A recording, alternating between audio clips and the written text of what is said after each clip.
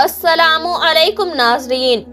ये लोग चाहे कितने ही सगे हों, इन तीनों लोगों पर कभी विश्वास नहीं करना चाहिए। एक वक्त की बात है, एक मुल्क में एक बहुत ही खूबसूरत शहर था। उस शहर में एक चोर रहता था। वो छोटी मोटी चोरी करके अपने बीवी बच्चों का गुजारा करता था, लेकिन उस चोरी के माल से उसकी औलाद का पूरी तरह से खर्चा नहीं चलता था। एक दिन उसने सोचा कि गुनाह तो गुनाह होता है, चाहे छोटा हो या बड़ा। मैं चाहे छोटी चोरी करूं या बड़ी चोरी करूं, कहलाऊंगा तो चोर ही। पकड़े जाने पर मुझे उतनी ही सजा मिलेगी, तो फिर क्यों ना मैं बड़ी चोरी करूं। ये सोचकर उसने उस मुल्क के राजा के खजाने में डाका डालने का मंसूबा बनाया। रात होने पर वो एक राजा के महल में घुस गया और किसी तरह वो खजाने तक पहुंच गया। वहां पहुंचकर उसने देखा कि खजाने पर कई सिपाही पहरा दे रहे थे। इतना सख्त पहरा देखकर चोर को लगा कि उनकी आंखों में धूल झोंकना बहुत मुश्किल है, और सोचने लगा कि ये तो बड़ी सख्ती से पहरा दे रहे हैं। अगर मैंने चोरी करने की कोशिश की तो जिंदा नहीं बचूंगा। ये सोचकर वो चोर वापस उल्टे पांव लौट गया, और लौटते वक्त उसने सोचा कि खाली हाथ लौटने से तो बेहतर है कि कुछ ना कुछ तो यहाँ से चुराता ही चलूं। मेरा यहाँ आना बेकार नहीं जाना चाहिए। चोर के दिमाग में ख्याल आया कि राजा के कमरे में जाना चाहिए, जहाँ राजा आराम करता और सोता है। शायद इस वक्त राजा अपने कपड़े उतारकर सो गया होगा। मैं राजा के कपड़े चुराकर ले आऊंगा और उन्हें पहनकर आसानी से खजाना चुराकर यहाँ से निकल जाऊंगा। पहरेदार को लगेगा कि मैं ही राजा हूँ, इसीलिए वे मुझे नहीं रोकेंगे और मेरे रास्ते में नहीं आएंगे। इस तरह मेरा काम आसान हो जाएगा। ये इरादा करके चोर राजा की आरामगाह के पास पहुँच गया और उसने आराम से पर्दा हटाकर देखा तो अंदर का नजारा देखकर तंग रह गया। उसने देखा कि राजा तो अपने पलंग पर गहरी नींद में सो रहे हैं और उनकी रानी आधे कपड़ों में पलंग पर बैठी हुई है। मलका को जागता हुआ देखकर चोर के हाथ पैर फूल गए और वो एक तरफ दीवार से लगकर खड़ा हो गया और रानी के सो जाने का इंतजार करने लगा। थोड़ी देर बाद फिर उस चोर ने पर्दा हटाकर देखा कि रानी सोई है या नहीं। जल्दी से रानी सो जाए और राजा का शाही लिबास चुराया जाए। चोर ने देखा कि रानी अभी भी उसी तरह बैठी हुई थी। ये देखकर चोर वहां पर बैठने लगा। जैसे ही वो बैठा तो वहां पर रखा हुआ पानी का गिलास नीचे गिर गया। उसकी आवाज को सुनकर राजा की आंख तो नहीं खुली, लेकिन रानी उसी हाल में तलवार लेकर बाहर आ गई और तलवार चोर की गर्दन पर रख दी और बोली, कौन है तू और यहाँ किस लिए आया है? सच सच बता, वरना तेरा सर कलम कर दूंगी। चोर डर के मारे पसीने के लथपथ हाथ जोड़कर गिड़गिड़ाते हुए कहने लगा, रानी साहिबा, मेरी जान बख्श दो। मैं एक गरीब चोर हूँ और चोरी करने के मकसद से ही यहाँ आया था। छोटी मोटी चोरी करके अपने बीवी बच्चों का पेट पालता हूँ। अगर आप मुझे मार दोगी तो मेरे बच्चे यतीम हो जाएंगे, लेकिन मैं वादा करता हूँ कि इस बार मुझे छोड़ दो। मैं कभी दोबारा राजमहल की तरफ मुड़कर भी नहीं देखूंगा। मेरे छोटे छोटे बच्चों पर रहम करो। रानी को उस पर रहम आ गया और उस चोर से कहा, सुनो, मैं तुम्हें एक शर्त पर छोड़ सकती हूँ। मैं इस वक्त अपने अंदर लगी आग से परेशान हूँ। अगर तुम मेरे साथ मेरी वो ख्वाहिश पूरी करोगे तो मैं तुम्हें यहाँ से जाने दूंगी, वरना एक ही बार में तुम्हारा सिर काट दूंगी। रानी की इतनी अजीब शर्त सुनकर चोर और भी ज्यादा घबरा गया और कहने लगा, रानी साहिबा, ये आप क्या कह रही हो? मैं तो एक चोर हूँ और आप इतने खूबसूरत और इतने बड़े मुल्क की महारानी। भला मेरी क्या औकात है जो मैं आपके साथ ऐसा करूं? मेरे लिए तो ये सोचना भी बहुत बड़ा जुर्म है। रानी ने कहा, ऐसे मुल्क का क्या फायदा और इस खूबसूरती का क्या फायदा? जब तक औरत को मर्द का सुख न मिले सब कुछ बेकार है। तुम जैसे भी हो तो हट्टे खट्टे जवान। सुनो, मैं कुछ नहीं सुनना चाहती। अगर तुम्हें अपनी जान प्यारी है तो मैं जैसा कहती हूँ वैसा ही करो, वरना मरने के लिए तैयार हो जाओ। रानी की ऐसी शर्त सुनकर चोर की जान हलक में अटक गई और सोचने लगा, आज मैं बहुत बड़ी मुसीबत में फंस गया। अगर मैंने रानी की बात नहीं मानी तो भी मर जाऊंगा, और मान ली तो भी मर जाऊंगा। चोर बहुत बड़ी कश्मकश में पड़ गया कि आखिर करूं तो क्या करूं। आखिरकार उसने रानी के साथ जिन्हा करने की बात कबूल कर ली और बोला, रानी साहिबा, मुझे थोड़ा सा वक्त दे दो, मुझे बहुत जोर से लगी है। पहले मुझे इस तंजे से फारिग होने दो, उसके बाद आप जैसा कहोगी और जिस तरह कहोगी मैं वैसा ही करूँगा। रानी ने तलवार के इशारे से बैतुल खला यानी शौचालय बता दिया। उसके बाद चोर उसकी तरफ चल पड़ा। रानी वहीं पर खड़ी होकर उसके पास आने का इंतजार करने लगी। चोर ने इस बीच रानी की नजर से बचकर वहां से भागने की कोशिश की। भागते भागते जब वो राजमहल के दरवाजे पर पहुंचा तो जो सिपाही दरवाजे पर मौजूद था उसने उसे पकड़ लिया और उससे पूछताछ की। चोर डरा हुआ था। उसने सिपाही को सब सच सच बता दिया कि वो एक चोर है और राजा के महल में चोरी करने आया था, लेकिन रानी ने उसे पकड़ लिया और छोड़ने के बदले में एक शर्त रखी है कि मैं उसकी नाजायज ख्वाहिश पूरी करूं। इसीलिए मैं इस तंजे का बहाना बनाकर वहां से भाग आया। इस तरह से चोर ने गिड़गिड़ाकर सिपाही से अपने आप को छोड़ने की गुजारिश की। सिपाही ने कहा, देख भाई, मैं तुझे एक शर्त पर छोड़ सकता हूँ। चोर ने घबराकर पूछा, कैसी शर्त? सिपाही ने कहा, वो शर्त ये है कि तुम्हें अभी रानी के पास लौटकर जाना होगा और रानी से कहना होगा कि मैं तुम्हारी ख्वाहिश पूरी कर दूंगा, लेकिन उससे पहले तुम्हें अपने हाथ से राजा को मारना होगा। सिपाही की ये शर्त और भी ज्यादा मुश्किल थी। चोर ने सोचा कि वैसे तो जान बच भी सकती थी, लेकिन अब नहीं बचेगी। अगर रानी से ये बात कही तो रानी मेरी गर्दन काट देगी। अब चोर को चारों तरफ मौत ही मौत दिखाई दे रही थी।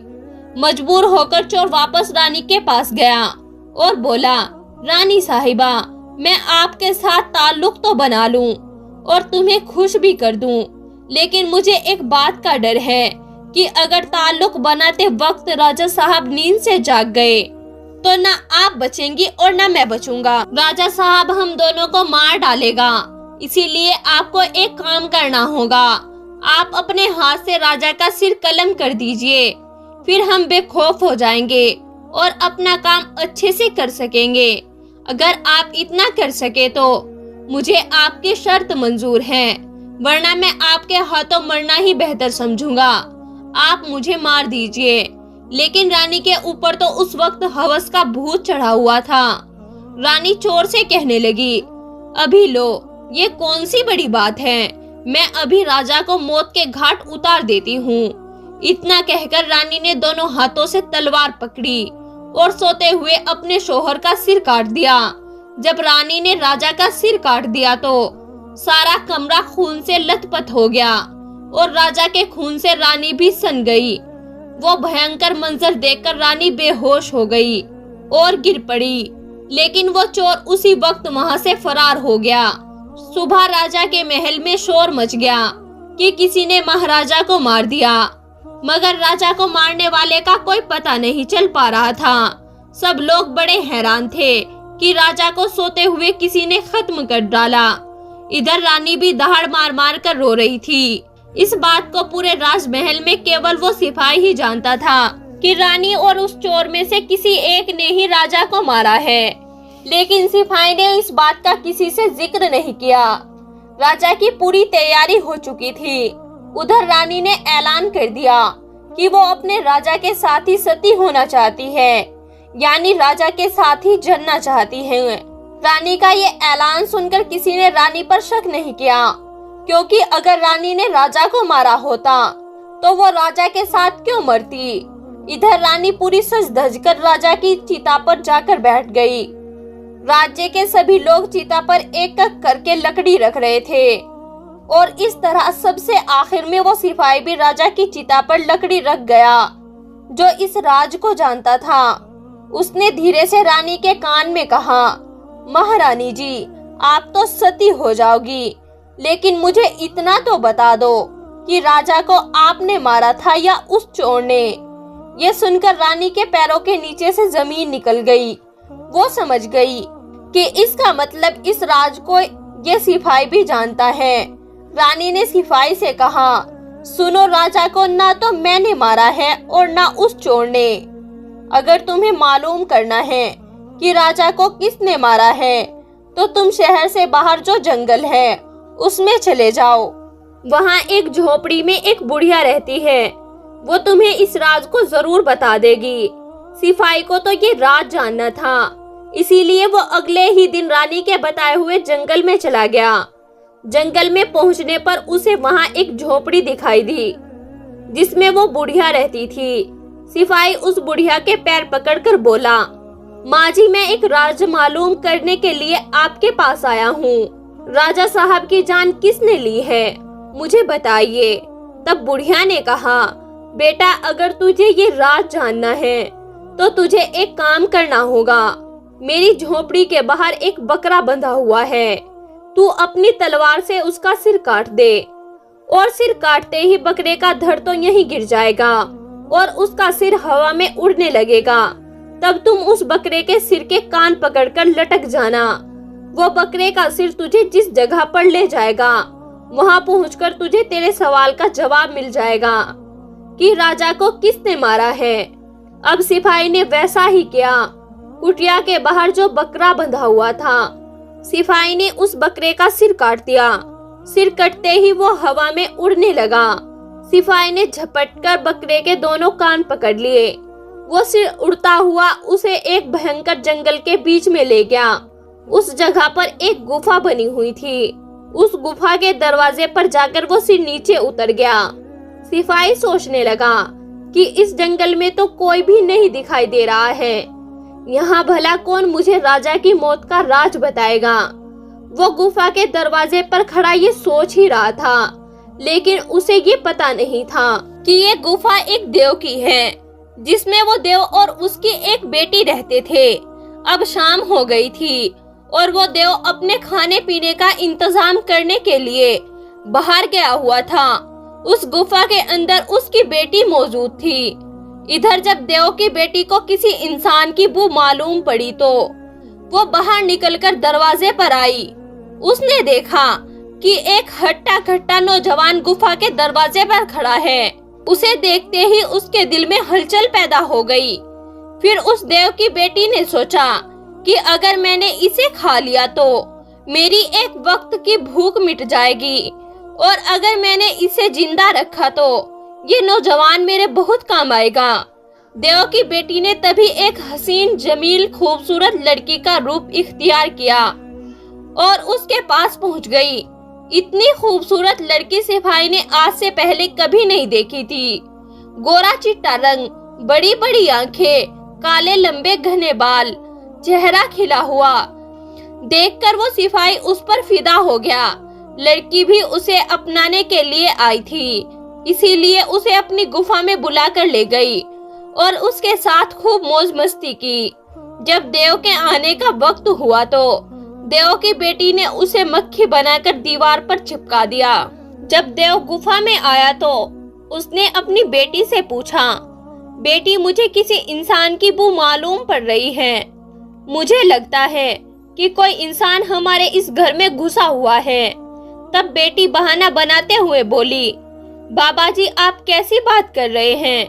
हमारे होते हुए कौन इंसान यहाँ आने की हिम्मत कर सकता है? मैं तो उसे कच्चा चबाकर खा जाऊंगी। इस तरह उसने अपने बाप को गुमराह कर दिया। अब वो देव की बेटी उसे रात होने पर इंसान बना देती थी, खुद भी एक खूबसूरत लड़की का रूप इख्तियार कर लेती और पूरी रात उससे लज्जत हासिल करती है, और उसे सिपाही को भी ऐसी लज्जत मिलती जो उसे पहले कभी नहीं मिली थी। फिर देव की बेटी दिन में उसे मक्खी बनाकर दीवार पर चिपका देती थी। इस तरह सिपाही को देव की गुफा में रहते रहते काफी दिन गुजर चुके थे। अब उसे अपनी बीवी और बच्चों की याद आने लगी थी, लेकिन वो तो देव की बेटी के जंगल से नहीं निकल पा रहा था। एक दिन उसे मौका मिल ही गया और वो किसी तरह रात में वहां से भाग निकला। भागते भागते कई दिनों के बाद वो अपने शहर में पहुंच गया। अपने घर पहुंचकर उसे बहुत खुशी हुई। अपने बच्चों से मिलकर वो बहुत खुश हुआ। वो सोचने लगा, अच्छा हुआ जो मैं वहां से चला आया, न जाने कब तक वो मुझे मक्खी बनाकर वहां रखती। इस तरह उस सिपाही को अपने घर पर रहते हुए काफी दिन गुजर गए। एक दिन उसे फिर उस लड़की की याद आई। अब तो दिन रात वो उसके ख्यालों में खोया रहता था। उसकी खूबसूरती को याद कर रहा था, उससे मिलने की तमन्ना करता। उसके बिना ना खाना अच्छा लगता ना पीना, क्योंकि पूरे शहर में इतनी खूबसूरत लड़की नहीं थी। इसीलिए वो हर वक्त यही सोचता था कि उससे किस तरह मिलना होगा। सिपाही उस देव की बेटी से मिलने के लिए तड़पने लगा और उसने फिर से उसके पास जाने का फैसला किया। उसने सोचा, पिछली बार तो मुझे उस बुढ़िया ने पहुंचा दिया था, लेकिन अब तो मैं वहां से भागकर आया हूँ, इसीलिए मुझे रास्ते का भी नहीं पता है। क्यों न मैं एक बार फिर उस बुढ़िया की मदद ले लूं। ये सोचकर वो उस बुढ़िया के पास जंगल में पहुंच गया और हाथ जोड़कर बोला, ए अम्मा, एक बार मुझे फिर से उसी जगह पर भेज दो जहां पर मुझे पहले भेजा था। अब वो सिपाही राजा की मौत का राज भूल चुका था। उसे तो देव की बेटी से मिलने की बेचैनी बढ़ी जा रही थी। वो बुढ़िया समझ गई कि ये किस काम के भूत हैं। उस बुढ़िया ने कहा, बेटा, पहले तो मेरे पास एक बकरा था जिसके कान पकड़कर तुम वहां चले गए थे। अब तो वो भी नहीं है। अब मैं तुम्हें कैसे पहुंचा सकती हूँ? तभी सिपाही ने कहा, ए अम्मा, मैं जिंदगी भर आपका गुलाम रहूंगा। एक बार उस लड़की से मुझे मिला दो। बुढ़िया ने कहा, बेटा, मैं तुझे मिला तो दूंगी, पर इसके लिए तुझे अपने बेटे को मेरे पास लाना होगा। सिपाही बोला, ये कौन सी बड़ी बात है? इतना कहकर सिपाही अगले दिन अपने एक बेटे को बुलाकर ले आया। बुढ़िया ने कहा, बेटा, जिस तरह तुमने बकरे का सिर काटा था, उसी तरह तुम अपने बेटे का सिर भी काट देना। फिर उसी तरह इसका सर भी हवा में उड़ने लगेगा। तुम इसका सिर पकड़ लेना और ये तुम्हें उस जगह पर पहुंचा देगा। लड़की से बदकारी करके लज्जत हासिल करने के लिए सिपाही अपने बेटे का सिर काटने के लिए तैयार हो गया। जैसे ही सिपाही ने तलवार लेकर बेटे का सिर काटना चाहा, तब उस बुढ़िया ने उसका हाथ पकड़ लिया और कहने लगी, ठहरो, यही तुम्हारे सवाल का जवाब है। चाहे कितने ही सगे हो, इन पर कभी भी एतमाद नहीं करना चाहिए। पहला राजा को न चोर ने मारा था और न रानी ने। राजा को हवस की आग ने मारा था। जिस तरह उस लड़की से मिलने की आग में अंधे होकर तुम अपने बेटे को मारने के लिए तैयार हो गए, इसी हवस की आग में इंसान अंधा हो जाता है और गलत से गलत काम भी कर देता है। बेटी माँ बाप को छोड़ देती है। जैसे देव की बेटी ने हवस की आग बुझाने के लिए अपने बाप को धोखा दिया, इसी तरह रानी ने अपनी हवस बुझाने के लिए राजा को मार दिया। इंसान इस हवस को मिटाने के लिए बड़े बड़े कदम उठा देता है, जिससे जीवन भर उसे पछताना पड़ता है। दूसरा, दौलत के लालच में आकर कोई भी किसी को मार डालता है। और तीसरा है गुस्सा। गुस्से में अंधा होकर इंसान सब कुछ भूल जाता है और वो सब कुछ कर डालता है।